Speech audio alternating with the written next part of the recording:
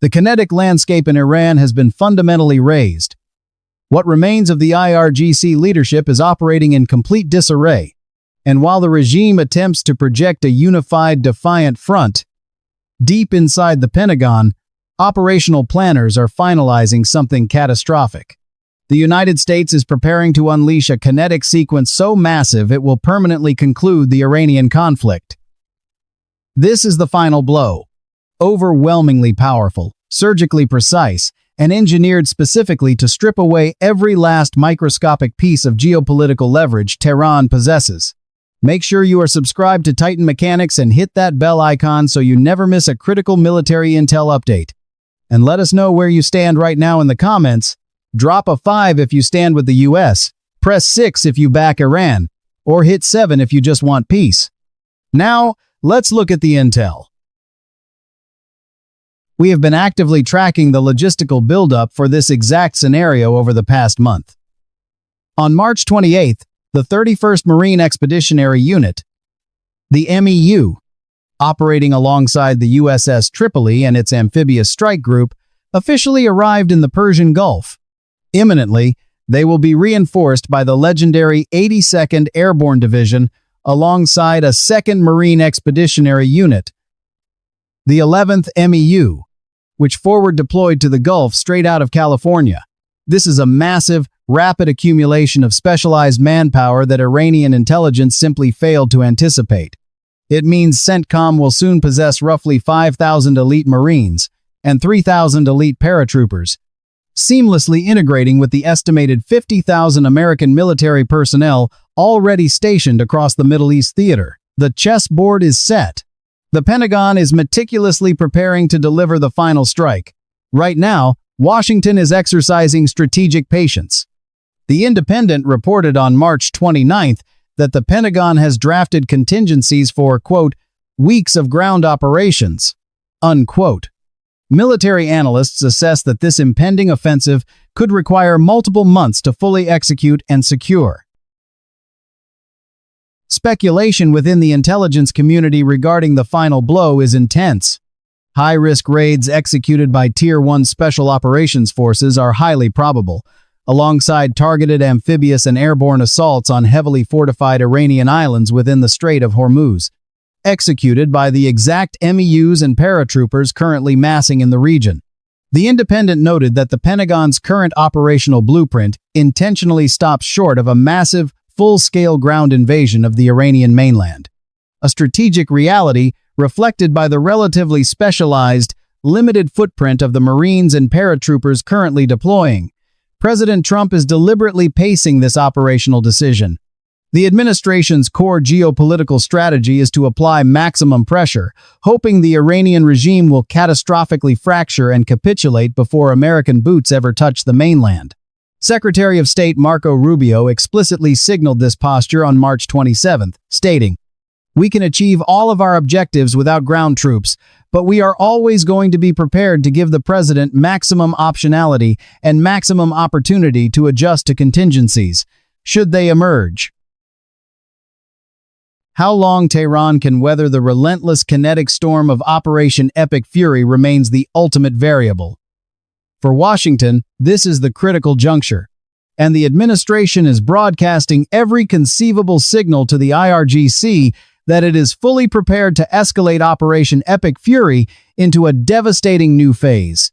The elite MEUs and paratroopers are already on station, but there are even more aggressive indicators that CENTCOM is preparing to launch the ground offensive it initially hoped to avoid. The most glaring signal is the strategic repositioning of land-based F-35C Lightning IIs. The Warzone reported on March 24th that Marine Corps F-35Cs are actively deploying to the region to provide organic, fifth-generation close air support for the arriving ground forces. Crucially, these stealth fighters have been staged at RAF Lakenheath in the UK, signaling the first dedicated land-based deployment of the F-35 since Operation Epic Fury commenced.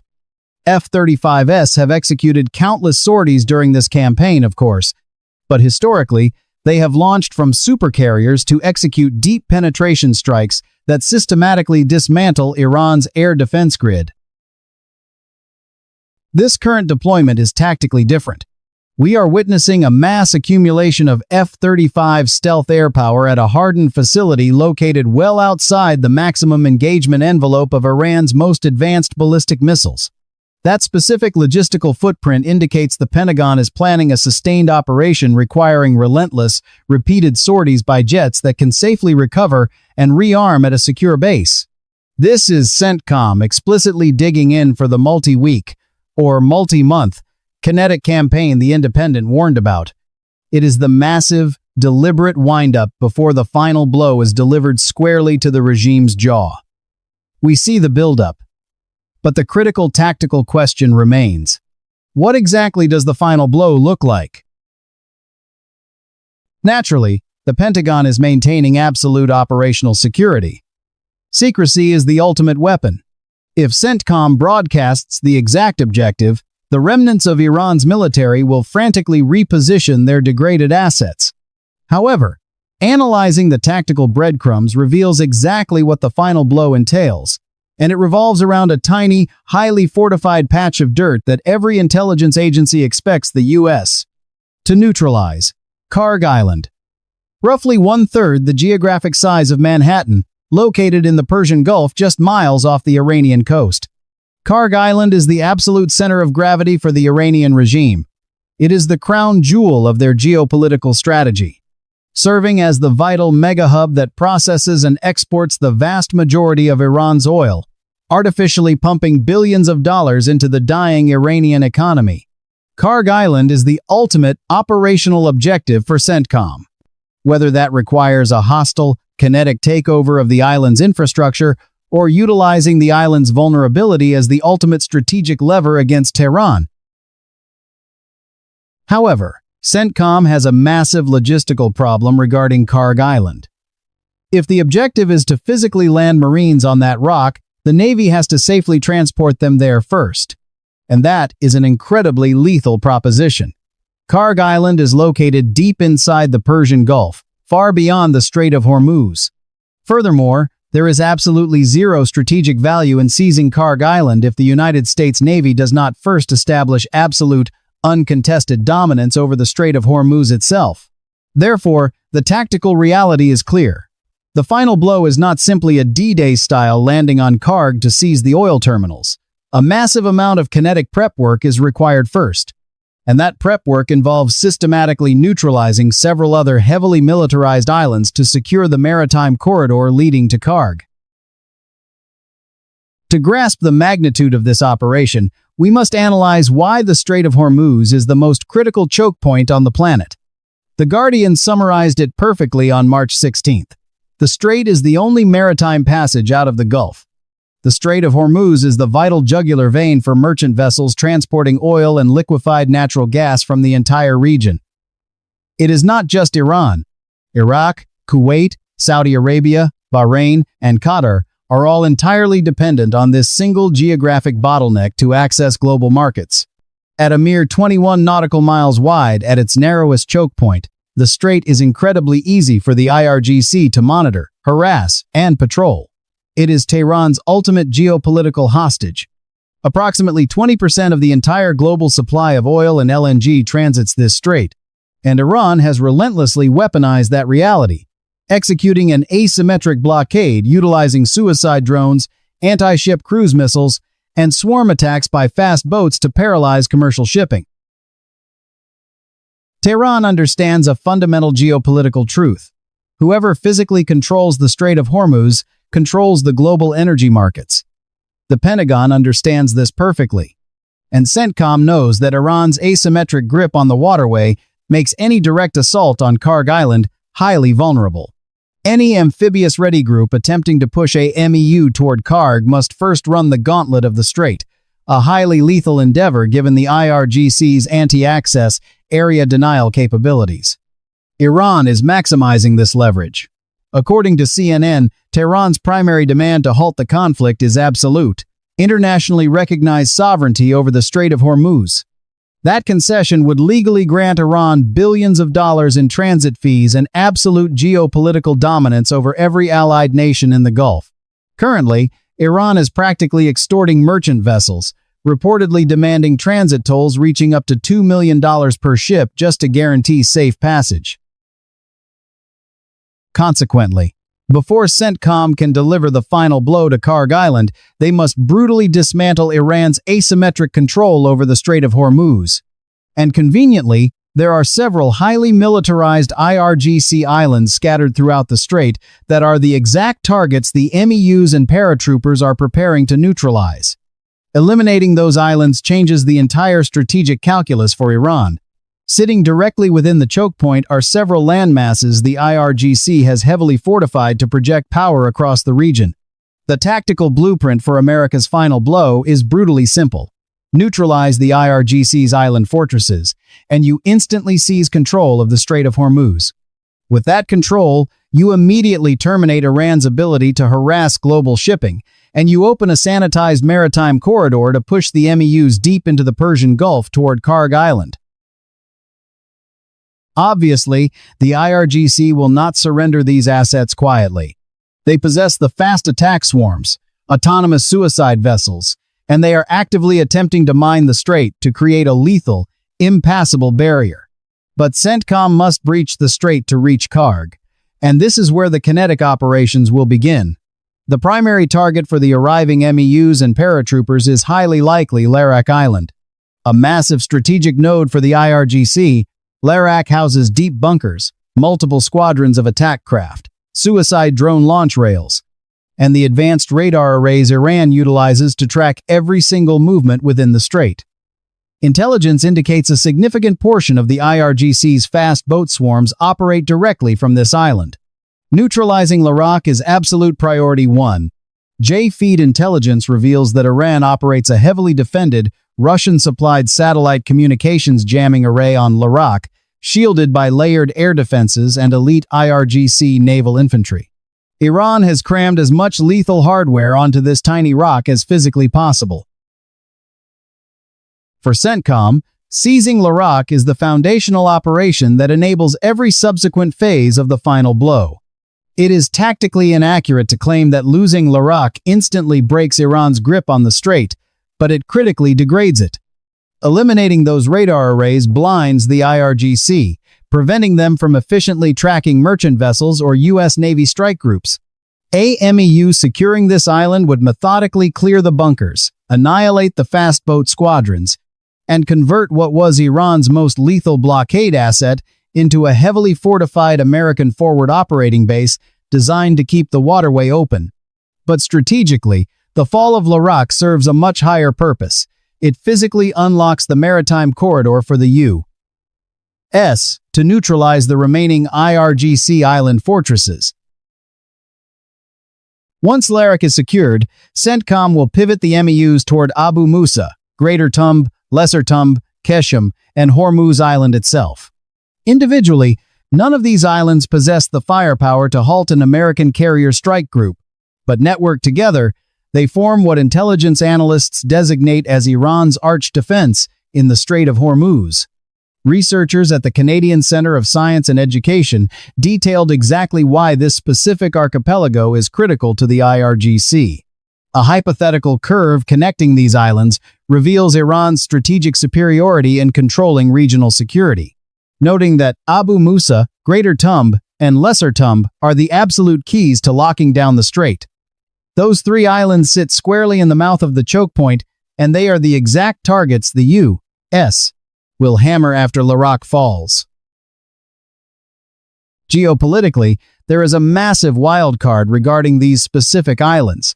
The United Arab Emirates has fiercely disputed Iran's illegal occupation of this trio for decades. This reality introduces the highly probable scenario that Washington has brokered a massive strategic deal with the UAE. Abu Dhabi could provide critical logistical or intelligence support for the kinetic operations, in exchange for the United States handing permanent sovereignty of Abu Musa and the Tums directly back to the UAE once the IRGC is eradicated. That maneuver permanently shatters Iran's strategic posture in the strait, while massively empowering a core American ally. But that is the post-war phase. Regarding the immediate final blow, these heavily fortified islands are simply dominoes. CENTCOM requires every single one of them to fall. and the MEUs and airborne units are actively preparing to systematically neutralize them, blasting a sanitized, heavily defended maritime highway straight to Karg Island. So, that is the kinetic blueprint. How does CENTCOM actually execute it? The ultimate strategic goal is neutralizing the threat of Karg Island. But physically invading Karg might not even be necessary.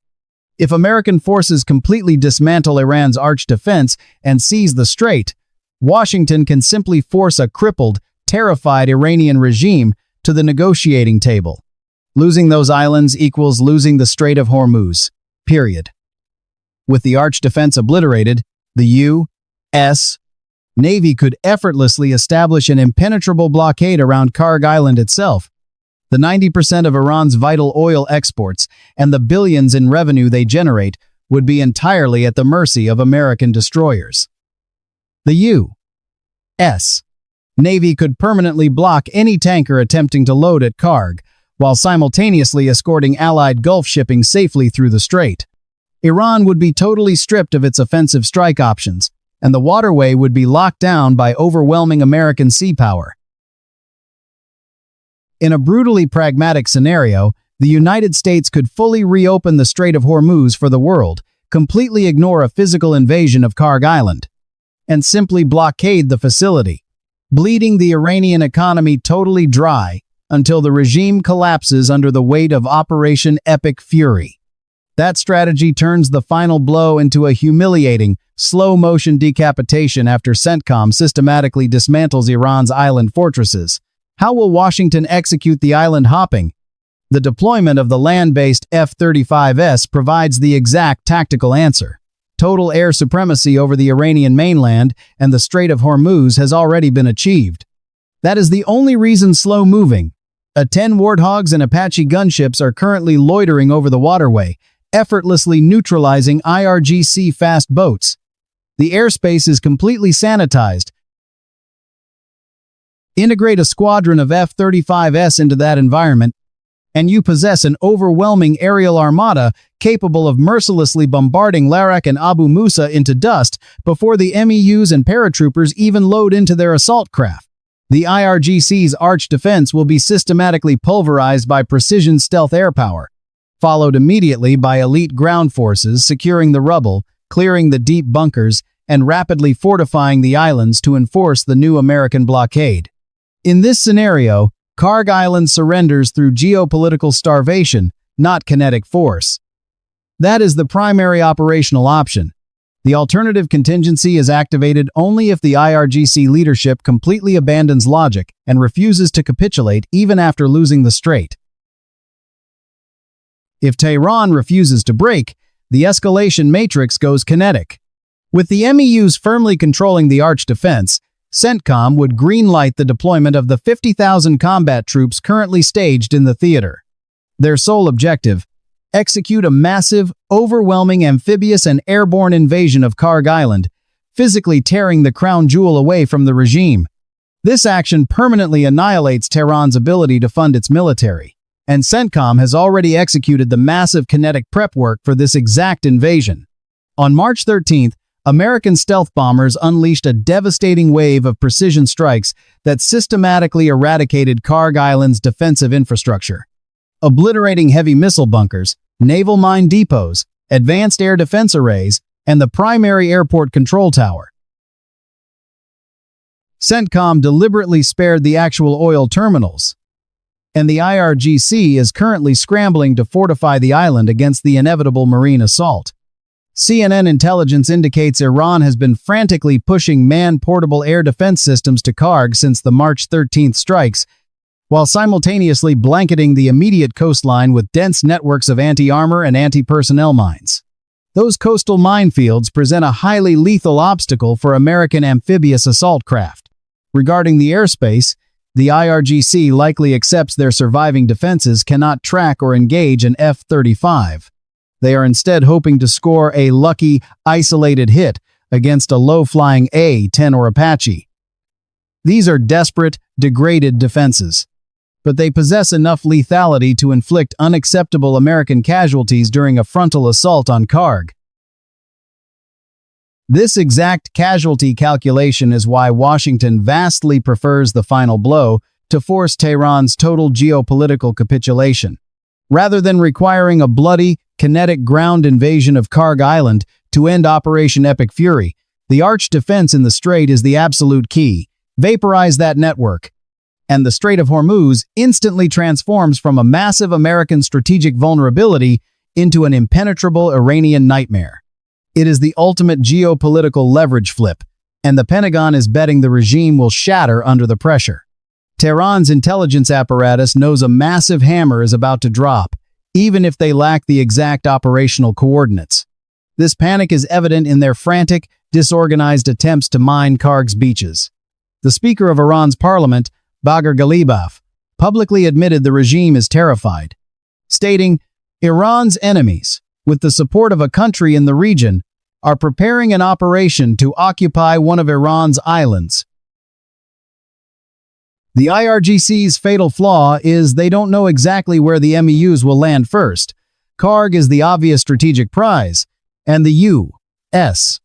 could theoretically utilize Allied Gulf territory to launch a direct invasion, completely bypassing the choke point of the strait. But that maneuver fails to neutralize Iran's asymmetric leverage in the waterway.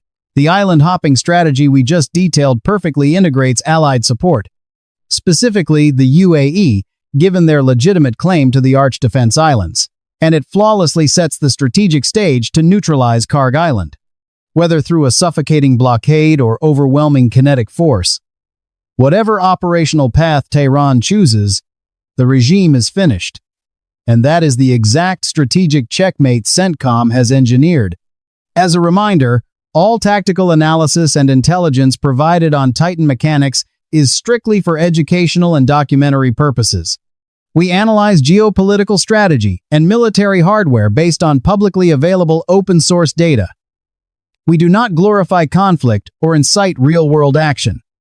Stay informed, stay analytical, and we will see you on the next briefing.